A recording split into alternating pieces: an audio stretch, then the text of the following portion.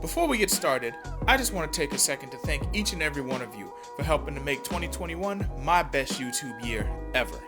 Whether you're a patron, a returning subscriber, or a new face, none of this would be possible without you. If you like what I'm doing here, be sure to leave a like and a comment. Let me know your thoughts. Make sure you subscribe as well, and hit that bell so you always know when I'm dropping something else.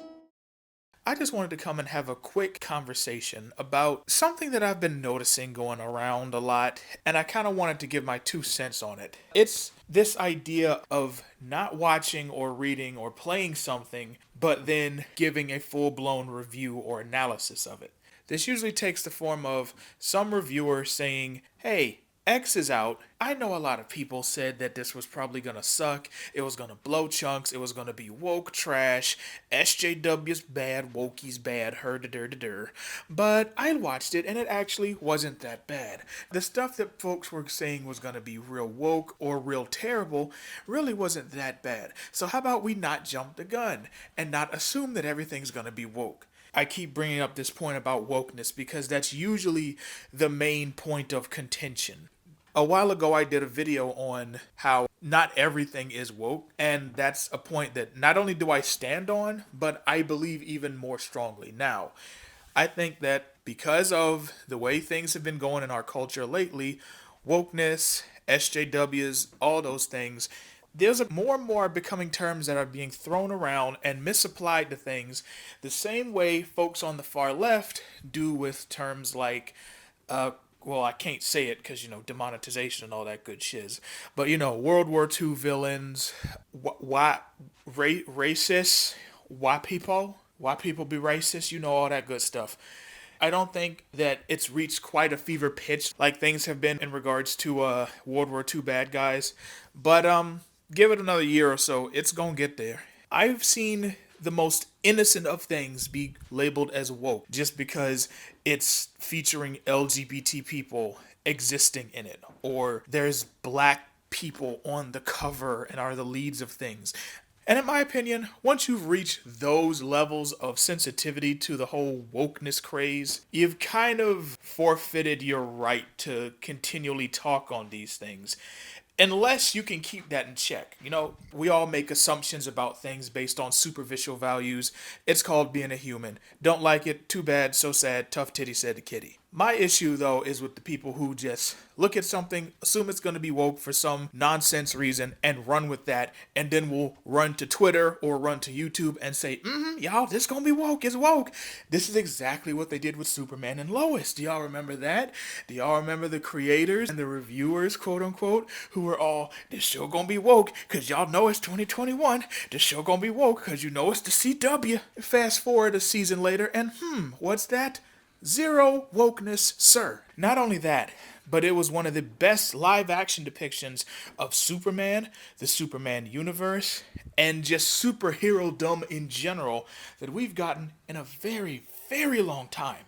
Fucking whoops. I wonder how many of those people walked back some of those wokeness accusation statements. Feel free to let me know in the comments if any of them did, because I ain't seen nary a one yet. But that kind of leads to my second point, which is the people on the quote-unquote other side of the argument who argue that, no, we actually don't need to give things a chance. We don't need to wait and see how they really are.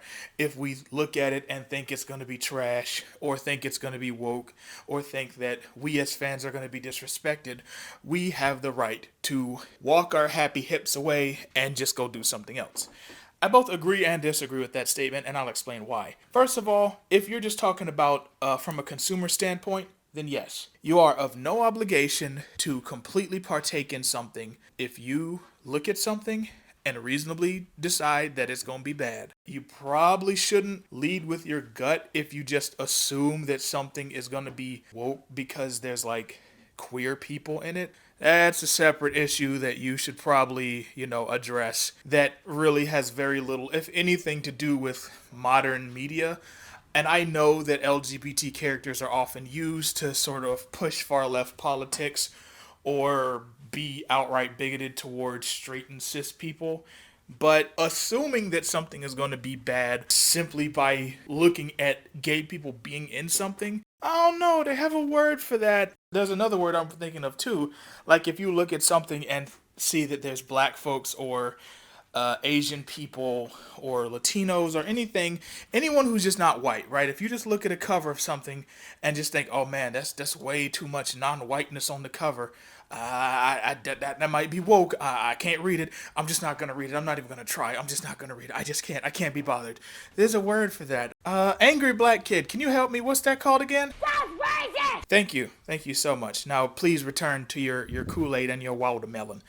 But getting back on topic, even with that little caveat thrown in there, I still think that you as a consumer are completely within your right to not read something or not play something. If you look at the trailer, if you read the interviews, and you think, this here sound like some old BS. Completely fine. That's what the stuff's there for. It's put out there to help you make your decision as to whether or not you want to spend your hard-earned cash. And if you look at someone saying, hey, we have this property here and we had to change the characters' outfits because we don't want our female characters to be looked at as sexual. We think that we need to avert the male gaze, or you need to watch this because it's like tons of melanin in it, and if you don't, then that means you're racist. Even if like wokeness and all that other crap aside, if something just does not look fun, if it does not look entertaining, save your money. However, when it comes to us good old bastions of analysis and critique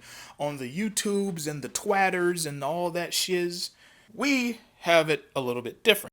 We actually have an audience. We have people who are looking to us to see what we think of things. If we have no interest in engaging with this thing to get a full understanding of what it is, then we're better off not saying anything. Because like it or not, we do have an audience. They want to understand where we're coming from, and our words will influence some people. Whether you got 2,000 subs or 200,000 subs. It's people out there that's listening to us, that's watching us. And does that mean that we have to watch everything? Absolutely not.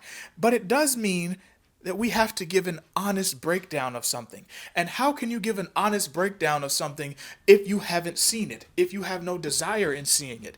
If you look at something that's an adaptation of a property you grew up with, and you're like, oh man, I just can't even give past the fact that they did this change for the casting, or that they did this change to the backstory. I just can't watch it. Okay then, you can't watch it. But then don't get on your camera and talk about how you know it's absolute dog turds with no redeeming qualities when you have not watched it. Why do you think there hasn't been any Cowboy Bebop discussion on this channel yet? Show been out how long? I ain't made no videos on it. Is it because I don't care? Absolutely not. It's actually the opposite. I care too much. Because I was watching Cowboy Bebop right as I was transitioning into my turbulent teenage years, and I watched it and I soaked it all up, it became irreversibly fused to my mind on a very fundamental level. I don't know if I can remove my emotional attachment from the property of Cowboy Bebop to both watch it in full and give an honest review without being brought down more by my displeasure with some of the changes they've done. I don't know if I can do that with Cowboy Bebop.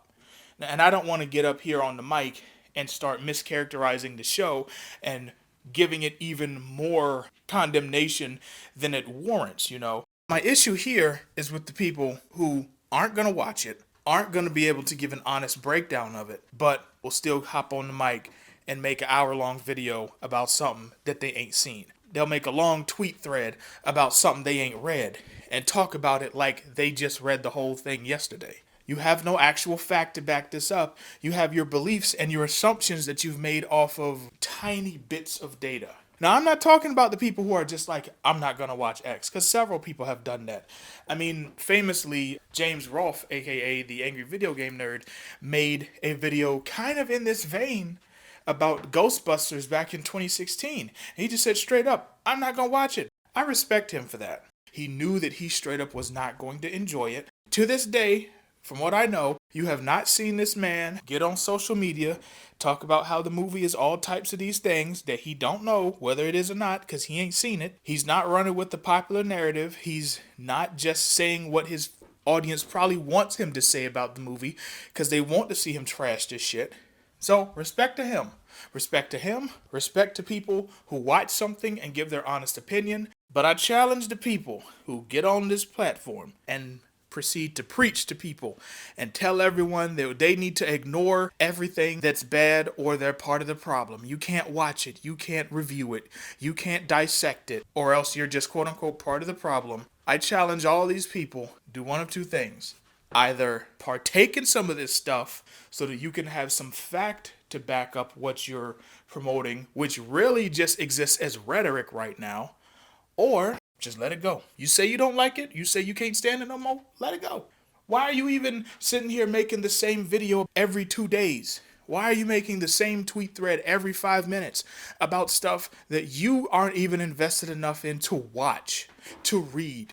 What do you gain from making these points, these big, standing on these soapboxes and talking about how everyone is just, being a sheep, and talking about how, all us YouTubers and all us reviewers, all us whoever's are just making things worse because we actually watch something? I'm sorry, but were you always like this? Did you always believe everything you believe? Did you come out the womb? Are you reverse woke? Are you reverse woke? Were you born with a red pill in your mouth? Or did you have to look at some things? Did you watch some videos? Did you read some articles? Did you read some books? Did you hear some podcasts? Did you have some discussions with actual people that got you to think about things differently? And then that plus your own thoughts on these things by yourself eventually led you to where you are. You're most likely going to say it was the latter. And if that's how it happened for you, why can't that be how it happens for other people? Why can't we use our discussions, our expertise, since so many of us are lifelong nerds? Why can't we use that to help people see they're looking at you hungry for nostalgia? They're looking at you hungry for better told stories. They're looking at you wanting greater diversity. And they're taking advantages of all these things while not even giving you something of quality in return. Why can't we get to that point? And for the people who genuinely just like it, why can't they just like it? Okay, why do you have to make everything a fight of intelligence and of moral strength? Why do you think you're better than someone just because they like something that you hate? Why do you think you have a moral high ground to stand on? Because you can quote unquote accurately look at this and be like, oh, based on this one interview that was taken out of context that I also haven't read, I can tell that it's these terrible things. And anyone who actually reads the article or watches the movie to find out on their own, they're just a idiot. I'm superior to them with all my degrees. I think I'm better than them. I'm actually a better person than them. I have a better heart. I have a better mind. I have better morals. I have better ethics. And I know that because a person watched a movie that I deemed was bad without actually having watched it. If that sounds like this person has their head up their ass, it's because their nose is being tickled by a turd. If it don't apply, let it fly. But if you think I'm talking about you, think about what I said. I don't know how I went off on this tangent. It's just kind of what I do. Forgive me. I had intended on this for being a relatively short video, but y'all know me. I'm long-winded. I don't know how to make anything short. The fact that I've made any videos under 5 minutes this year is probably proof of some type of divine intervention. Maybe there actually is a God, or maybe my mind is just so frazzled that it can do anything and everything at this point. I don't know. Is it a dream? Is it a meme? We'll find out next time on Dragon Ball Z. Anyway, thank y'all so much for sticking with me through this rambly rant of whatever this was. Let me know your thoughts in the comments, though. Was I right? Was I just speaking mad bullshit? Let me know, and we'll hash it out down there. But until next time, thank y'all for watching and listening. I'm Animane, and I'll talk to y'all later. Deuces.